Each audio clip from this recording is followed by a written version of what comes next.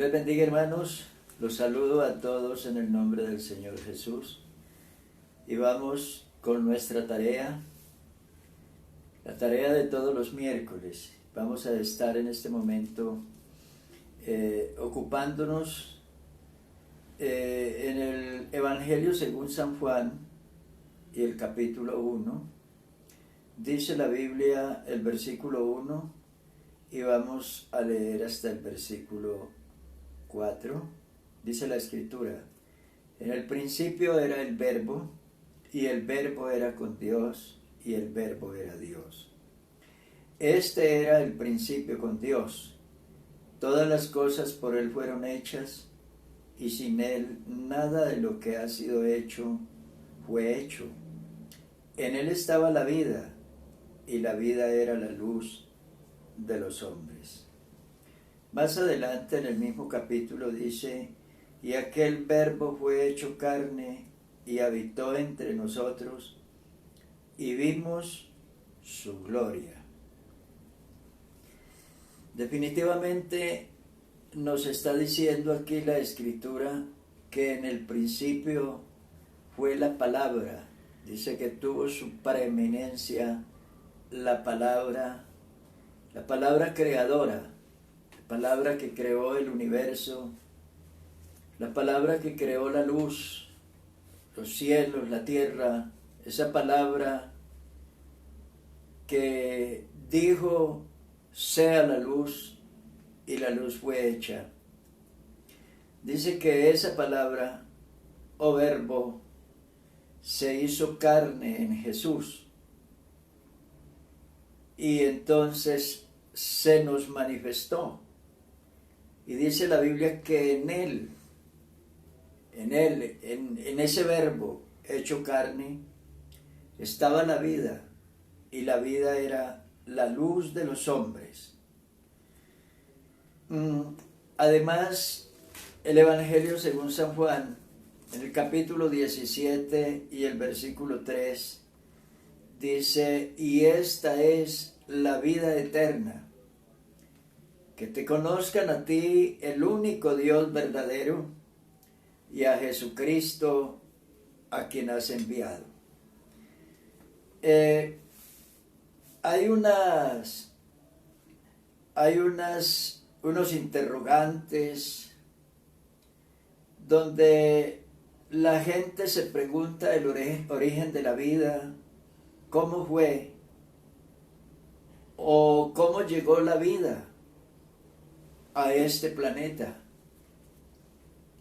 de qué manera, de dónde vino y cómo fue.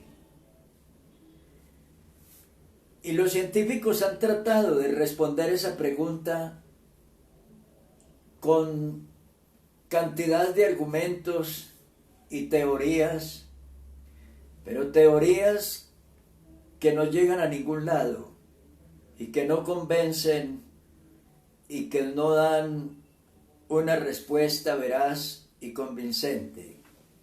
Pero es la Biblia, es el Evangelio.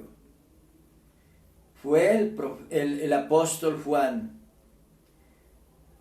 quien, inspirado por el Espíritu Santo, habló de la vida. Y está diciendo que la vida eterna fue humanada, se hizo carne, se hizo visible, se reveló a nosotros a través de Jesucristo. El Verbo se hizo carne y habitó entre nosotros, y vimos su gloria. Entonces, indiscutiblemente, la vida vino del cielo, la vida descendió del cielo, la vida procede de Dios. En otras palabras, la vida es Dios mismo. Él es la vida eterna, y esta es la vida eterna: que te conozcan a ti, el único Dios verdadero, y a Jesucristo, a quien has enviado. Hay algo para observar y quisiera remitirme al libro del Éxodo y más concretamente hablar sobre algo que conocemos como las teofanías. Las teofanías, o la palabra teofanía, es una palabra compuesta, dos palabras, teos, que quiere decir Dios, y faino, que quiere decir aparecer. ¿Qué quiere decir? Apariciones de Dios. Eran formas en el pasado que nos registra el Antiguo Testamento, como Dios aparecía, como Dios se manifestaba a sus siervos, a su pueblo. De ahí, por ejemplo, que el libro de Éxodo nos hable sobre una nube. Dice, y la gloria de Jehová reposó sobre el monte Sinaí, y la nube lo cubrió por 6 días, y al 7º día llamó a Moisés de en medio de la nube, y la apariencia de la gloria de Jehová era como fuego abrasador en la cumbre del monte a los ojos de los hijos de Israel. Entonces, el pueblo de Israel podía ver en la cumbre de la montaña, estamos hablando del monte Sinaí, una nube, y la Escritura nos dice que Moisés subió a la cumbre de esa montaña y dice que penetró esa nube, seguramente una nube muy espesa, penetró esa nube y adentro de esa nube había un fuego envolvente. ¿Qué nos quiere decir la Sagrada Escritura? Que allí estaba Dios y que esa manifestación o esa forma que nos expresa la Sagrada Escritura, una nube, un fuego envolvente, era Dios. Y hay muchas otras manifestaciones o presentaciones de Dios, como Dios se manifestó, como Dios se presentó en una y en otra forma. Con razón, el escritor a los Hebreos dijo, Dios, habiendo hablado muchas veces y de muchas maneras en otro tiempo a los padres por los profetas, en estos postreros días nos ha hablado por el Hijo, a quien constituyó heredero de todo y por quien asimismo hizo el universo.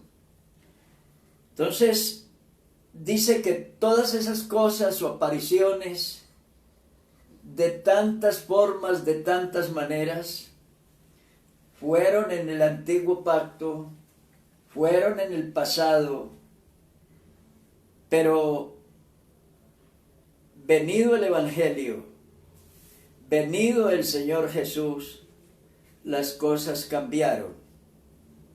Cuando el Señor sube al monte de la transfiguración con 3 de sus discípulos, dice la Biblia que se transfiguró delante de ellos hasta el punto de que su rostro se hizo resplandeciente como el sol y sus vestidos se hicieron radiantes como la luz. Y dice que una nube de luz los cubrió y que aparecieron allí en la escena Moisés y Elías hablando con Jesús en aquella ocasión. Pedro, maravillado por lo que él observaba en aquel lugar, le propuso al Señor y le dijo, Señor, hagamos aquí 3 pabellones, uno para ti, uno para Moisés y otro para Elías. Y dice la Biblia que en ese momento que Pedro hablaba, dice que la visión desapareció, toda la visión desapareció y una voz desde el cielo decía: este es mi Hijo amado, en el cual tengo complacencia, a él oíd. ¿Qué quiere decir? Que ahora el Señor había venido al mundo, el Verbo se hizo carne y la vida eterna se nos manifestó en Él, en Jesucristo. El Verbo se hizo carne y habitó entre nosotros y vimos su gloria. Y en Él estaba la vida, dice la Biblia, y la vida era la luz de los hombres. Dice que ese Verbo en el principio era el Verbo, y el Verbo era con Dios, y el Verbo era Dios. Dios. Entonces ahora la vida se nos manifestó. Él era la vida. Y durante su tiempo de ministerio sobre la tierra, Él demostró con portentos y con sus palabras y milagros que efectivamente Él era Dios, Él era la vida eterna, la vida que se había manifestado, y lo demostró, por ejemplo, resucitando a Lázaro, resucitando a la niña Talita Cumi, resucitando al hijo de la viuda de Naín, y seguramente algunas otras resurrecciones que no están registradas en la Escritura, sanando la lepra, dando vista a los ciegos, haciendo caminar al cojo, al paralítico, multiplicando los peces y el pan, y salvando a tantos, como el caso de esos 12 predicadores o apóstoles, o aquellos 70 misioneros, quienes fueron a predicar el Evangelio en cumplimiento a su mandato, y a muchas otras personas, como el caso del endemoniado gadareno, que fue rescatado de las garras mismas del diablo para convertirlo en un hombre libre, en un hombre cabal, y enviarlo a predicar el Evangelio a su misma región, a su misma gente, a su mismo pueblo. Entonces, ¿cuál debe ser ahora nuestra actitud? La actitud de las personas, incluso de los que oyen este mensaje, esta palabra, frente al Señor Jesús. Porque la gente tiene un concepto del Señor Jesús, pero es un concepto vago y mentiroso. Es un concepto de solo palabras, mentiroso, fingido, porque la gente dice creer en el Señor, pero es falso, eso no es verdad. Voy a mostrarle por la Biblia, y para que usted tenga el conocimiento de qué es creer en Jesús. Creer en Jesús no es simplemente imaginarse que Él vino, que Él nació en un pesebre o nació de la Virgen María, y que vivió y que murió y que resucitó y así simplemente y nada más, sino si no hay compromisos, si no hay con Él alguna relación más estrecha de compromiso y de responsabilidad con Él. El Evangelio según San Juan nos está hablando son unas palabras muy conocidas por la gente cuando dice, porque de tal manera amó Dios al mundo que ha dado a su Hijo unigénito, para que todo aquel que en él cree no se pierda, mas tenga vida eterna. Escuche la palabra, creer, creer, para que todo aquel que en él cree, porque no envió Dios a su Hijo a condenar al mundo, sino para que el mundo sea salvo por él. Y luego dice, el que en él cree no es condenado, pero el que no cree ya ha sido condenado, porque no ha creído en él, en el nombre del unigénito Hijo de Dios. Y esta es la condenación, que la luz vino al mundo y los hombres amaron más las tinieblas que la luz. O sea que las personas no se van a condenar, porque fue un pecador, porque ha sido un pecador, porque ha tenido un pasado horrendo, oscuro, perverso, porque ha sido maligno en sus palabras y en sus actos.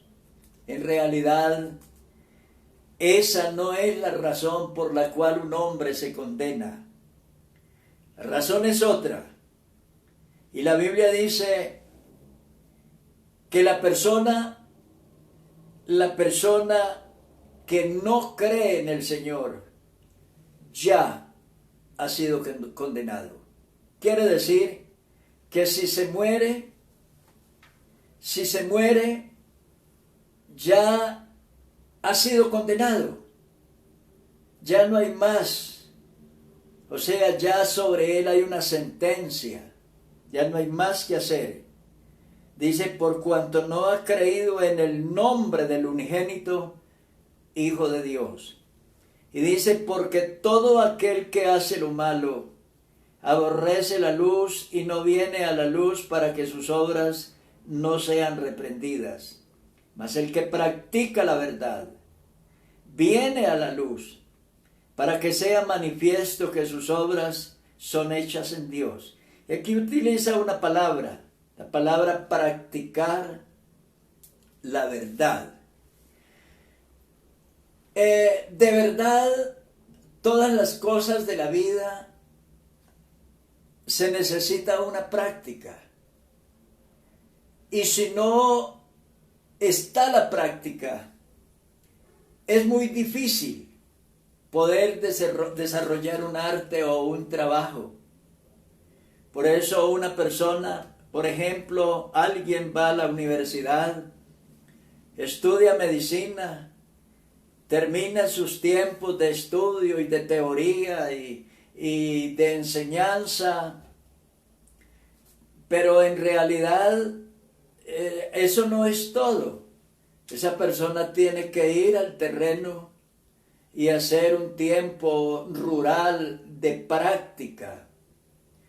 Y si quiere ahondar o profundizar más en el campo de la medicina, tiene que continuar estudiando, seguir estudiando, haciendo especializaciones, profundizando en la materia, para que pueda ser un médico destacado, un doctor, un especialista destacado en el arte o en la ciencia de la medicina, y así absolutamente todo.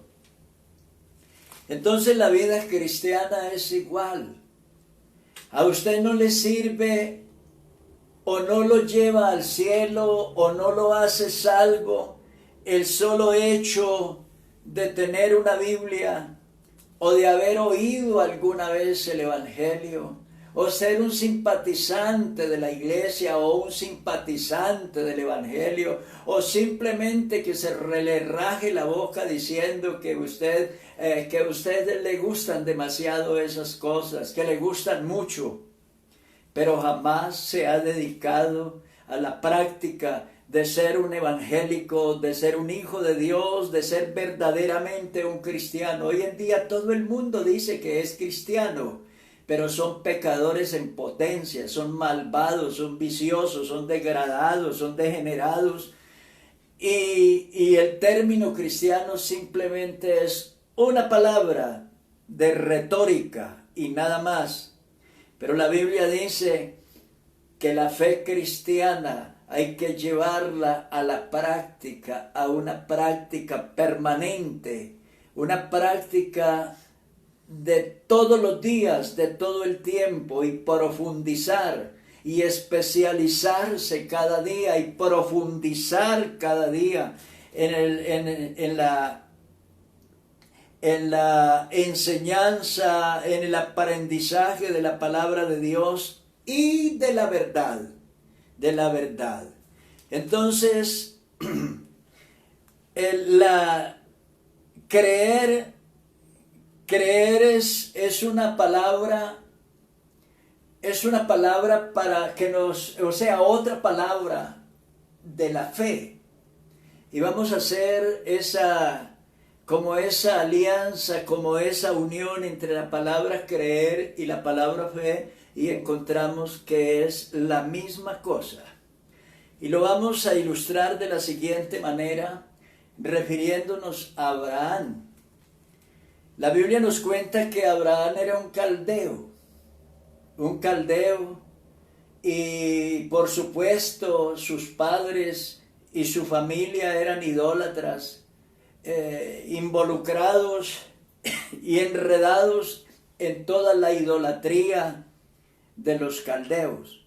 Pero un día Dios lo llamó y Abraham creyó a Dios, y Dios le propuso a Abraham y le dijo que abandonara su parentela y la casa de su padre, y le dijo Dios: y ve a la tierra que yo te mostraré. Son unos pasos bastante difíciles para tomarlos. Abandonar su tierra, Caldea, la casa de su padre, su familia, e ir a una tierra que Dios le mostraría. Dios no le dijo en ese momento a esta o aquella tierra, o a este o aquel lugar. No, le dijo a una tierra. O sea, que en el terreno, más adelante, yo le mostraré. Abraham inmediatamente emprende viaje en función de la palabra de Dios, en cumplimiento al llamamiento y al mandato de Dios. Seguramente años después llegó a la tierra prometida. Hay otro caso de fe, de lo que significa creer, y es el caso de Noé. Era difícil para Noé creer lo que Dios le dijo. Dios le dijo a Noé: oye, esta sociedad, esta gente es muy mala, son perversos en gran manera, y me arrepiento haber hecho al hombre. Y le dijo a Noé: yo voy a destruir esta generación. Seguramente Noé le pregunta a Dios: ¿y cómo los va a destruir? A todos. Dios les dijo: voy a mandar un diluvio. Los ríos se van a desbordar. Los mares se van a salir de sus cauces. Las cataratas de los grandes ríos se van a romper, y la tierra se va a inundar, y van a caer unos aguaceros durante 40 días y 40 noches, y la tierra va a ser anegada, y la humanidad va a perecer. Fue terrible esta parte para Noé, pero Dios le dijo a Noé: pero a usted yo le ordeno que se ponga a construir un arca, y Dios le dio las dimensiones de esa arca, las medidas, el ancho, el alto, bueno, la profundidad, de qué madera, bueno, todas las indicaciones para construir ese grande y enorme barco. Y le dijo Dios: y en ese barco que usted construya se salvará usted, salvarás y salvarás a tu familia. Entonces había varias cosas aquí para que Noé tuviera problemas con la fe, con creer. Uno de los problemas es creer que iba a llover. Noé no conocía la lluvia, porque en aquellos lejanos tiempos la Escritura nos dice que no llovía sobre la tierra, sino que la tierra era humedecida por una especie de vapor que brotaba y refrescaba los campos y las sementeras. Entonces, primera dificultad para Noé: creer en una lluvia que no había visto. Así que la fe y creer en Dios no siempre se justifica viendo. Muéstreme, Dios, una señal para yo creer en ti. Eso decían los judíos: muéstranos una señal y creeremos en ti. Y el Señor le dijo: los judíos piden señales y los griegos buscan sabiduría, pero señal no les será dada sino la señal del profeta Jonás. Entonces la gente quiere satisfacer las sensaciones, darle satisfacción a la vista o al oído o al gusto como requisito primordial para creer. Y el Señor no utiliza eso. Ese no es el método que Dios utiliza. Dios para nosotros nos designó para la fe. Dios usa la fe, o nosotros debemos hacer uso de la fe y creer en Él, creer en su palabra. Pero en realidad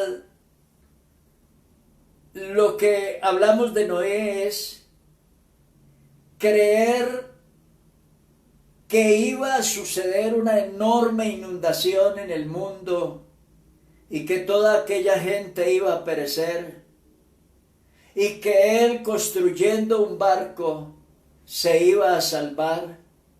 Pero Noé no dudó, le creyó a Dios al pie de la letra, y en efecto, según los plazos, según el tiempo, el diluvio vino, los aguaceros llegaron, el arca quedó construida, Noé entró en el arca con su familia, la tierra fue inundada, la humanidad pereció y Noé se salvó porque creyó. Eso es lo que se llama creer. Creer es caminar en función de la palabra de Dios. Usted, amigo que me escucha, ¿cómo puede decir usted que cree en el Señor y que tiene fe en el Señor cuando es un incrédulo, cuando es un desobediente, cuando es un canalla, un patán con el Evangelio, cuando es un irrespetuoso con el Evangelio, con la palabra de Dios? ¿Y cómo puede llegar a decir que es un creyente o que tiene fe cuando no lo es? Lo que la Biblia dice para el que no cree es que ya es condenado. No es sino que se muera y ya se acaba toda posibilidad. Mire lo que dice la Escritura: el que cree en el Hijo tiene vida eterna, Pero el que rehúsa creer en el Hijo no verá la vida, sino que la ira de Dios está sobre él. Entonces, ¿qué vino a decirnos el Hijo? O sea, el Señor Jesucristo. ¿Qué es lo que tenemos que creer de Él? Bueno, entonces la pregunta es, ¿qué fue lo que Él predicó? ¿Qué fue lo que Él vino a enseñarnos? A dejarnos como doctrina, como enseñanza, como mandamientos. Él vino a dejarnos el Evangelio.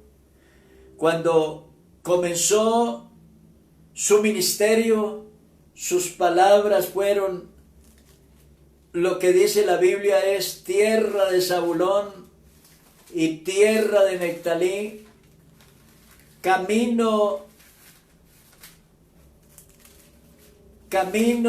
del mar, Galilea de los gentiles.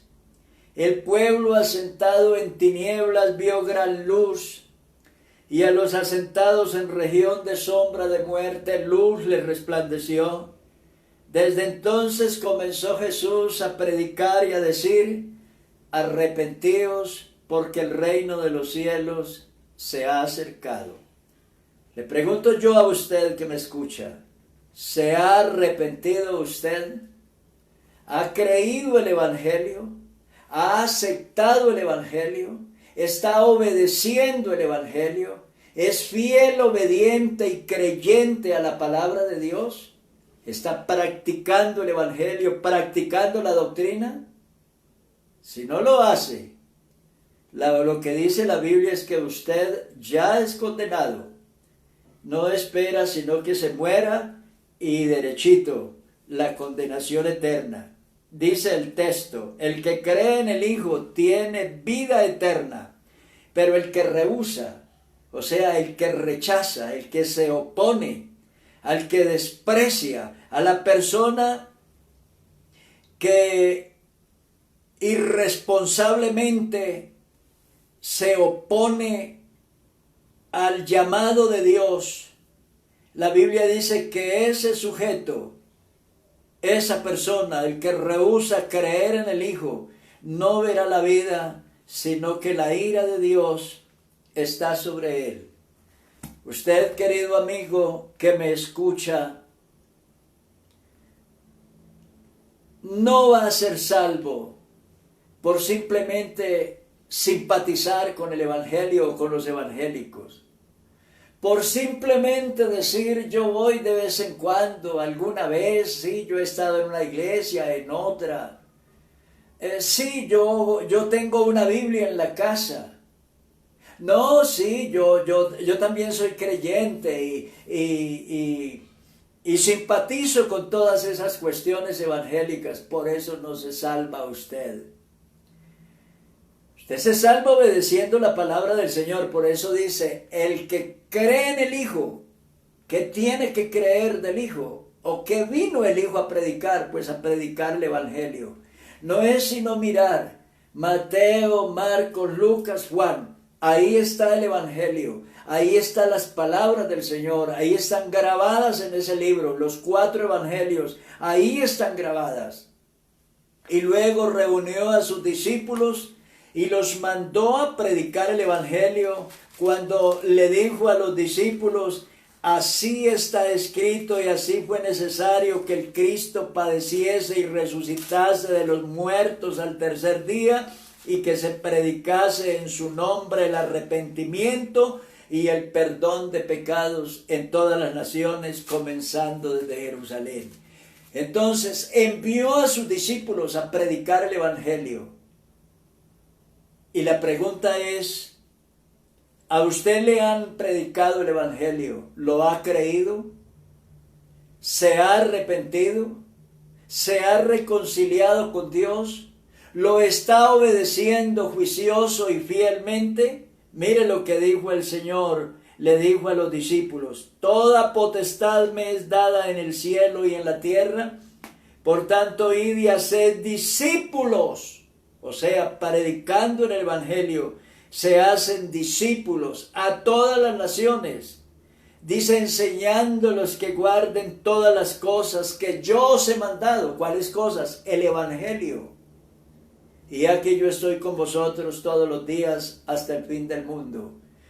Entonces, usted es un incrédulo cuando no obedece la palabra de Dios, cuando es rebelde y desobediente a la palabra de Dios, cuando usted no hace caso a los llamados de Dios. Usted desde ya es un incrédulo y la Biblia dice que el incrédulo desde ya es condenado.